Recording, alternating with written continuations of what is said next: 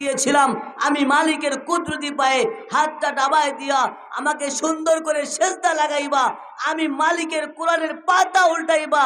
তুমি কোরআনের পাতা চিনো নাই, সেজদা দোয়া বুঝো নাই, তুমি হাত তো ঘন্টার পর ঘন্টা ধরে জুয়া আর তাসের আড্ডায় সরকার বিরোধী আইন, সরকার বিরোধী কাজ করেছো, রাষ্ট্রীয় বিরোধী কাজ করেছো, আল্লাহর কোরআনের বিরোধী কাজ করেছো। ঘন্টার পর ঘন্টা তো তুমি হাত উঠাইয়া জুয়া খেলেছো, তাস খেলেছো, তাসের আড্ডা তোমাকে মজা লাগছে, কোরআনের বাগান তোমাকে মজা লাগে নাই।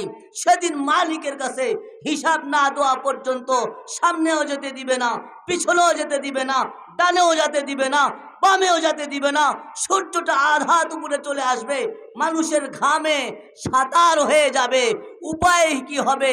বাঁচানোর মতো কোনো উপায় পৃথিবীর কারো থাকবে না, একমাত্র লিমানিল মুলকুল ইয়াউম, রব্বে কারীম সেদিন বলবে, আসো, আজকের এই রাজত্বের মালিককে।